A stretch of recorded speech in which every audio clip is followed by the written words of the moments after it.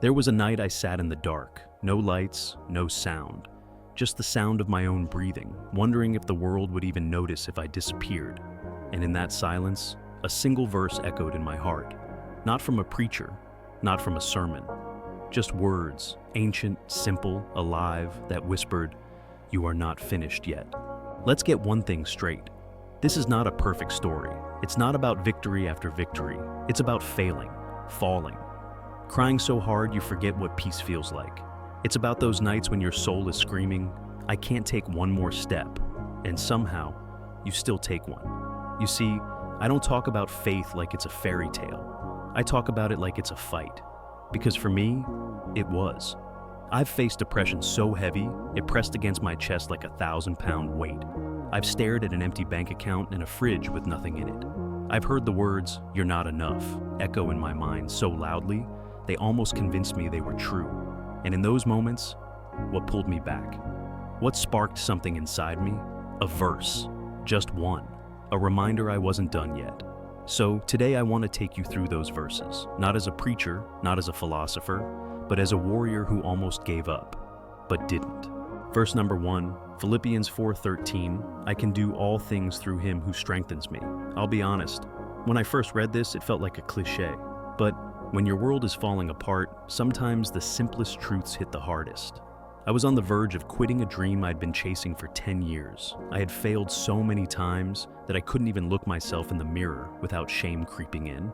And one day, I read this verse, not with my eyes, but with my pain. I can do all things. All things? Even this? Even when I'm tired? Even when the world says I'm not qualified? Even when I've lost before? Yes. That verse didn't magically solve my problems, but it sparked a fire. It whispered, "Get up, try again, you're not finished." Sometimes, strength doesn't roar. Sometimes, it whispers just loud enough to move your foot an inch forward, and that inch saves your life. Verse number 2, Psalm 46:10, "Be still and know that I am God." There was a season in my life where nothing made sense. I had just lost someone I loved. My emotions were chaos. And in my mind, I kept searching for answers, reasons, control. But this verse taught me something that changed everything. Stillness is power. Not every fight requires movement. Not every storm demands control. Sometimes, survival looks like pausing, breathing, and trusting. You don't need all the answers today. Let me repeat that. You don't need all the answers today. This verse told me that I didn't have to figure everything out. I just had to be, to survive that moment, to trust that something greater than my chaos was still holding the pieces together.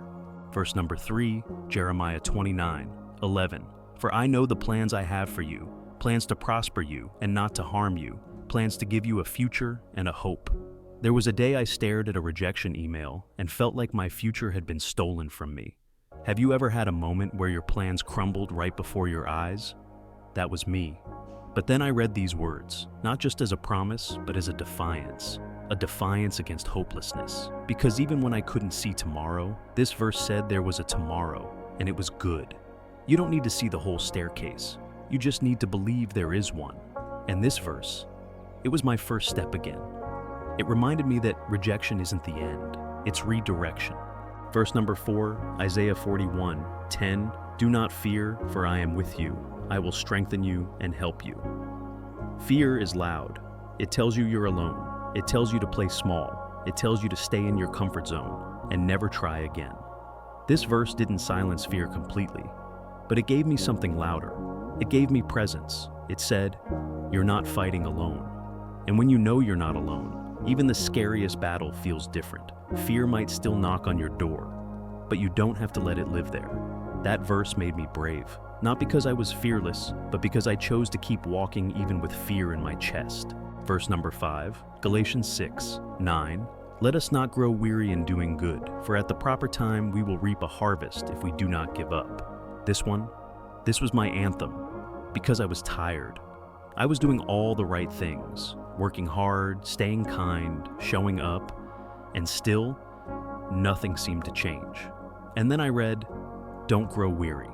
Not "don't feel tired," not "don't have bad days," but don't let the tiredness stop you. Why? Because the harvest is coming. It reminded me that effort isn't always instantly rewarded, but it's never wasted. Some seeds grow slow, but that doesn't mean they're dead. What do all these verses have in common?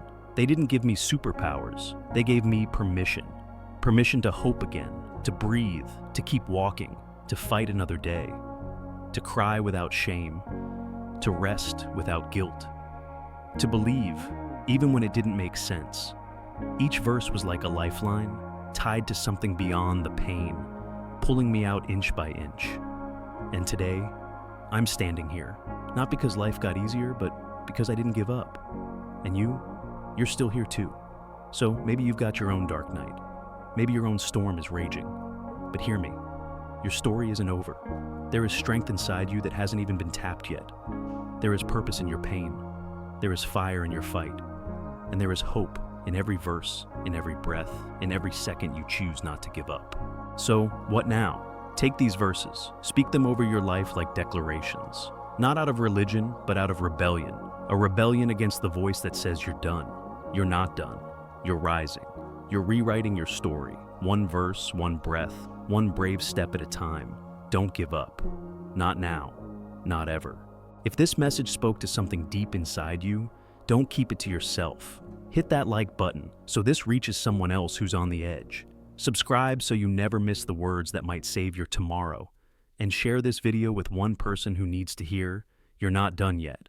Because sometimes, all it takes is one verse, one voice, one video to not give up.